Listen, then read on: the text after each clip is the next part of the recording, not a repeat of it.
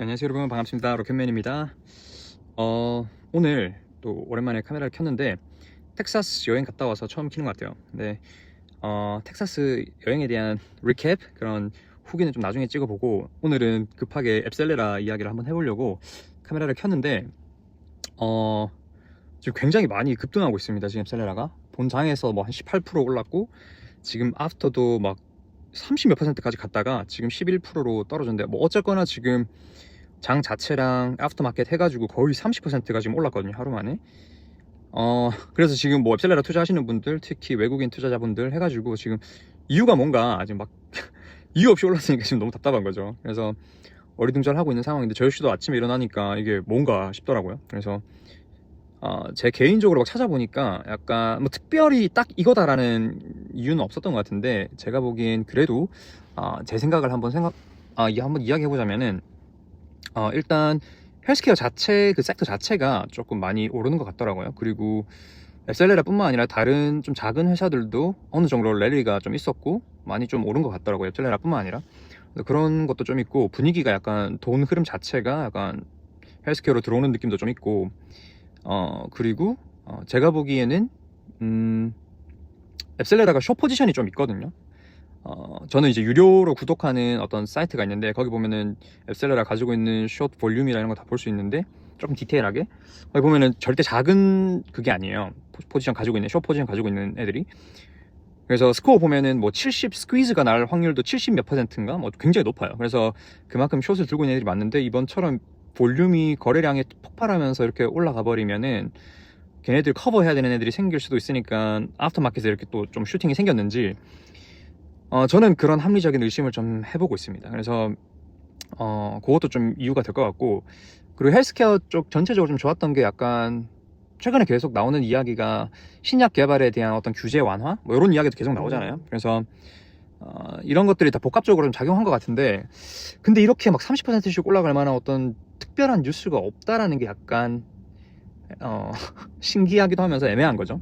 왜냐면 이유 없이 올랐으니까 이유 없이 내릴 수도 있잖아요. 그래서 역시나 저의 스탠스는 좀 조심히 바라봐야 된다라는 게 변하지 않는 기조고, 천천히 가도 된다. 뭐 급등한 애들은 언제나 약간 갭을 메우면서 다시 내려오잖아요. 그래서 급등했다고 약간 포모 오거나 그런 거 안 해도 되고, 조금 다시 또 열기가 식고 좀 빠졌을 때 천천히 모아가도 충분히 절대 늦지 않다, 약간 그런 생각을 가지고 있어가지고, 저는 투자 시스에 관한 거는 특별히 바뀐 건 없고요. 이번에 급등한다고 해서 그냥 즐길 뿐이죠. 사실 그냥 즐길 뿐이고, 제가 앱셀레라에 대해서 한번 이야기해보고 싶었던 게 이런 부분이 좀 있어요.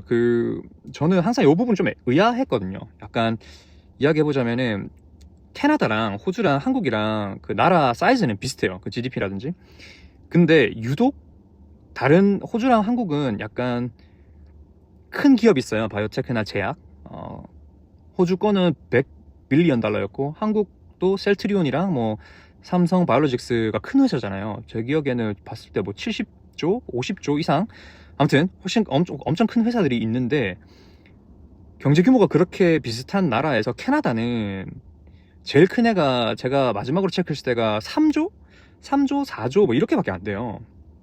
그만큼 여기 캐나다가 정부 차원에서 이쪽 산업을 좀 못 살렸고, 제가 느끼기엔 못 살렸고, 앞으로 바이오테크 섹터가 AI 웨이브를 등에 업고 훨씬 더 이제 성장을 드라마틱하게 할 텐데, 그리고 굉장히 중요해질 거고, 이 산업 자체가. 칼 한센 영상 보면은 거기서도 이제 앱셀레라 CEO 칼 한센도 그 이야기를 하거든요. 바이오테크가 앞으로 향후 10년간 굉장히 중요한 섹터가 될 텐데, 이 섹터에서 캐나다가 너무 뒤처져 있다, 이렇게 훌륭한 기업을 두고도. 그래서 약간 제가 앱셀레라 투자했던 가장 큰 디시스가 그거였거든요. 정부가 이제 나서서 캐나다 바이오 산업을 좀 일으켜야 되는 상황이 오는 것 같은데, 그때 누굴 밀어줄 거냐. 그래서 저는 이제 앱셀레라를 밀어줄 거다. 왜냐면 트랙 레코드가 있잖아요. 코로나 때 항체 전 세계에서 제일 빨리 만들어냈고, 달파랑 같이 협업해서 이제 그런 것들로 약간 프루븐 레코드가 있기 때문에, 훌륭한 기업인도 있고 훌륭한 포텐셜이 있기 때문에 정부 차원에서 밀어주지 않을까. 실제로 밀어주고 있고, 그리고 이제 제가 투자할 때는 그런 부분이 좀 크게 작용했거든요. 그래서 이 부분을 좀 이야기하고 싶었어요. 그 나라 규모에 비해 너무 이쪽 산업이 발전이 안 했다. 그리고 또 캐나다가 발전할 가능성이 굉장히 많거든요. AI라든지 이쪽에 리서처가 진짜 많아요. 그러니까 연구자들. 그래서 인재 풀은 가지고 있는데 좀 뭔가 훌륭한 기업이 안 나온 구조가 조금 의아해 했고, 이제는 정부가 나서서 키우자라는 그런 쪽으로 좀 포커스가 들어간 것 같다라는 생각이 들어가고, 저는 이제 좀 열심히 투자해보자라는 생각을 했거든요. 그래서 지금 모르겠어요. 주가가 이렇게 올라가는 게 바로 이렇게 반영이 된 건 같진 않지만, 그래서 한 5년, 길게는 10년 이런 식으로 좀 두고 투자를 해야겠다라는 생각으로 저는 그런 타임 프레임을 두고 지금 투자하고 있거든요. 그래서 이런 급등이 뭐 재미는 있지만 사실 회사의 어떤 크게 펀더멘탈의 어떤 변화가 생겼거나 그런 건 아닌 것 같아가지고, 그냥 지금은 재미로만 좀 바라보고 있고, 물론 프로핏 테이킹 하실 분이 있으면은 딱 좋은 찬스긴 하죠. 근데 저는 뭐 지금 이래봤자 1.6 빌리언, 그러니까 약간 2조 좀 되는 회사거든요. 이렇게 많이 올라서 2조인데, 저는 제 이니셜 프라이스 타겟은 그래도 적어도 한 20 빌리언은 가야 되지 않나 라는 게 제 생각이고, 그리고 칼 한센도 제가 느끼기에는 1차적 목표가 20 빌리언 달러 짜리의 회사로 성장시키는 게 목표인 것 같아요. 왜냐면 그때 1시간짜리 인터뷰 거기서 보면은 약간 서스테이너블 할 수 있는 구조로 가려면 기업 사이즈가 한 20 빌리언은 되어야 될 것 같다라는 이야기를 하거든요. 그래서 제가 보기에는 그게 조금 자기네들 내부적으로도 타겟이 아닐까, 성장하기 위한. 그래서 아직 갈 길이 멀다라고 생각하는 게 제 생각입니다. 네. 아무튼 지금 많이 올라가고 있는데 또 급하게 떨어질 수 있으니까 포모 조심하시고요. 저 같은 경우는 그냥 즐기렵니다. 오늘 이런 날은 자주 오는 날이 아니기 때문에 그냥 즐기고, 네, 영상으로 좀 남겨보려고 이렇게 카메라를 켰습니다. 아무튼 여러분 시청해주셔서 감사드리고, 저는 또 다음에 다른 이야기로 찾아뵙겠습니다. 그럼 들어가세요.